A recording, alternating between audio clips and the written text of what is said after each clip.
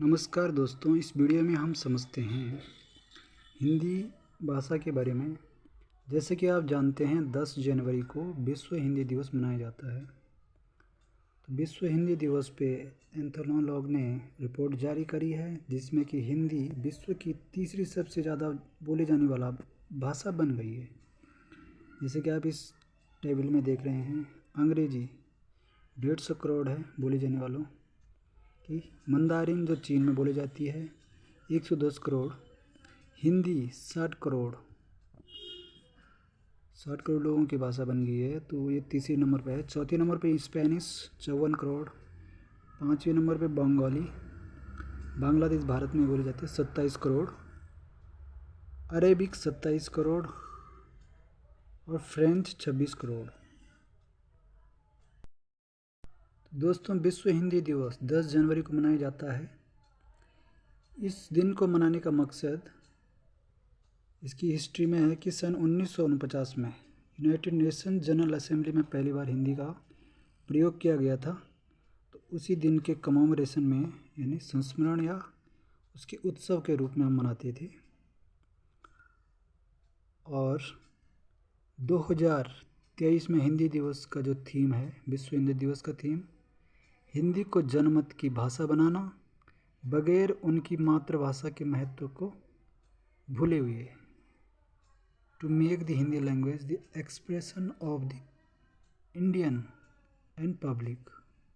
ये इसका है, बगैर उनकी भाषा के महत्व को भूले हुए। प्रथम हिंदी सम्मेलन 10 जनवरी 1975 को नागपुर में हुआ था और इसकी प्रेसिडेंसी प्रधानमंत्री श्रीमती इंदिरा गांधी जी ने की थी। महाराष्ट्र के नागपुर में हुआ था। इसमें 30 कंट्रीज़ के 122 रिप्रेजेंटेटिव ने भाग लिया था।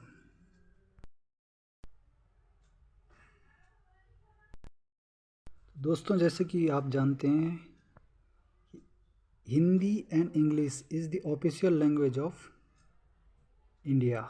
इंडिया की ऑफिशियल लैंग्वेज हिंदी और इंग्लिश है, जबकि हमारी संविधान में 22 भाषाएं हैं।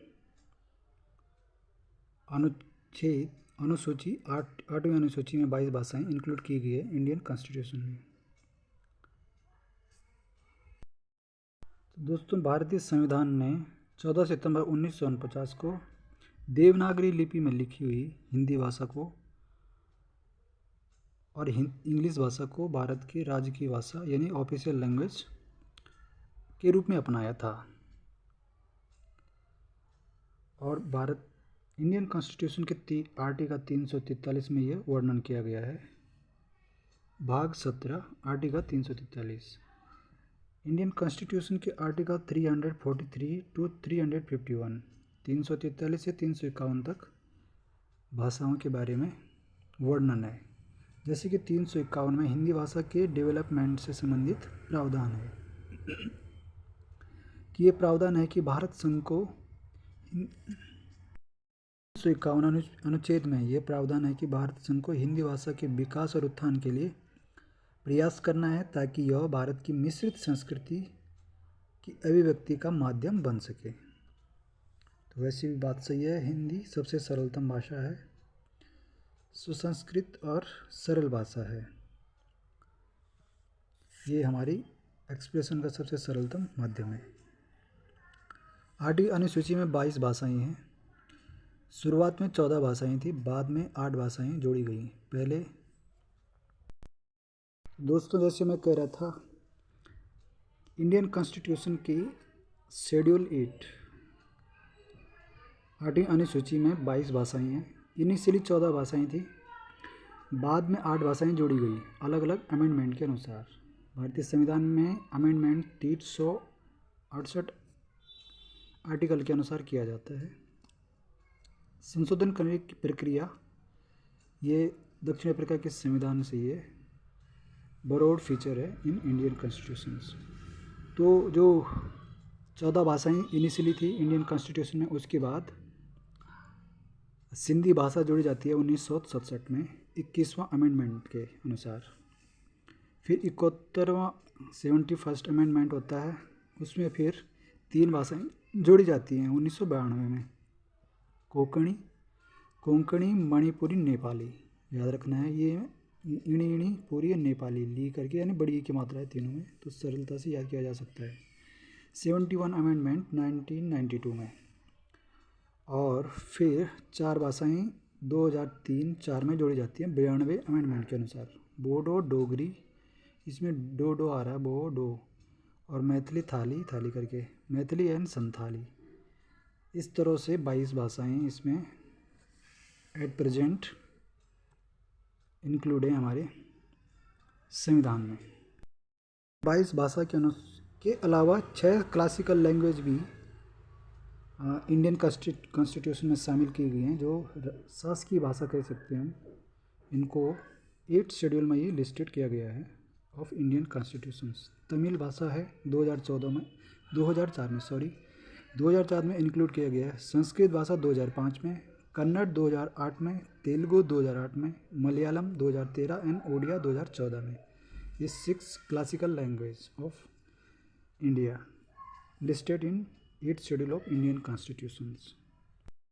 दोस्तों, जैसे मैं अभी बात कर रहा था आर्टिकल 351 का, तो इसमें ये प्रावधान लिखा हुआ है कि भारत संघ का कर्तव्य, क्योंकि भारत एक संघ है राज्यों का, India is union of states, article 1 में ये मेंशन है इंडियन कॉन्स्टिट्यूशन के।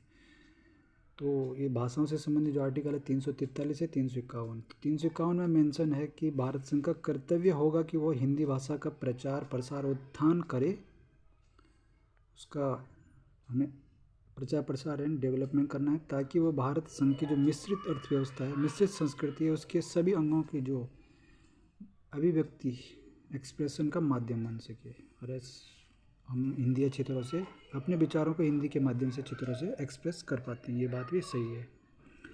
22 भाषाएं हैं, जिसमें असमी, बंगाली, गुजराती, हिंदी, संस्कृत, तेलुगु, मराठी, इस तरह से 22 भाषाएं हैं। तो ये अमेंडमेंट के अनुसार शुरुआत में 14 भाषाएं थी, याद रखना है। बाद में फिर 8 भाषाएं जोड़ी गई है। पहला 21वां अमेंडमेंट से सिंधी जोड़ा जाता है, फिर 3 भाषाएं 1992 में 71वां अमेंडमेंट के अनुसार जोड़ी जाती है, कोंकणी, मणिपुरी, नेपाली। और फिर 92 अमेंडमेंट 2003-4 में 2004 में इन्फोर्स हुआ था ये इम्प्लीमेंट। बोडो, डोगरी, मैथिली, संताली को इंक्लूड किया गया था। तो at present 22 language in Indian constitutions. Anthology, तो एंथोलॉग एक नॉन प्रॉफिट ऑर्गेनाइजेशंस है जो कि विश्व में जीवित भाषाओं का कैटलॉग प्रकाशित करता है, उसका स्टैटिक्स देता है। जैसे लिखा हुआ है, विश्व में जीवित भाषाओं को सूचीबद्ध तरीके से कैटलॉग प्रस्तुत करता है एथनोलॉग, और सबसे पहली बार 1951 में प्रकाशित किया गया था। और एट प्रेजेंट विश्व में 7111 भाषाएं बोली जाती हैं। सबसे ज़्यादा पपुआ न्यू गिनी में है। दोस्तों, जैसा भी बता रहे थे कि एथनोलॉग जो कि विश्व की भाषाओं का कैटलॉग प्रस्तुत करता है, उनका स्टैटिक्स प्रस्तुत करता है एनुअली। तो इसके अनुसार पपुआ न्यू गिनी जो ओशियाना देश है, वहाँ पे सबसे ज़्यादा भाषाएं बोली जाती हैं 840। फिर इंडोनेशिया में 707, नाइजीरिया में 517 और इंडिया में 400 से अधिक 447 भाषाएं बोली जाती हैं। तो इस तरह से भाषाओं के आधार पे भारत का 4वां स्थान है। और हिंदी के रूप में हिंदी तीसरी सबसे अधिक बोली जाने वाली भाषा बन गई है विश्व में।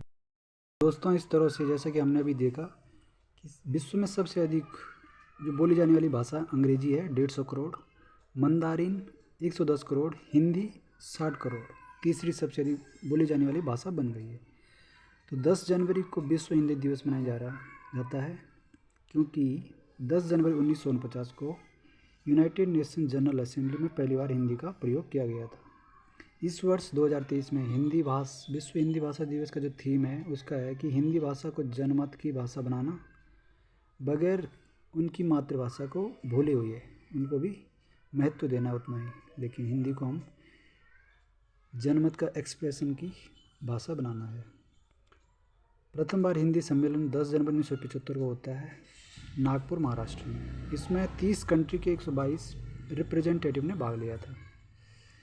जनमानस की भाषा हिंदी बने, इसकी वकालत महात्मा गांधी ने भी की थी। वो कहते थे कि हिंदी को जनमानस की भाषा बनाना बनाना चाहिए। ये बात उन्होंने 1918 के हिंदी साहित्य सम्मेलन में कहा था।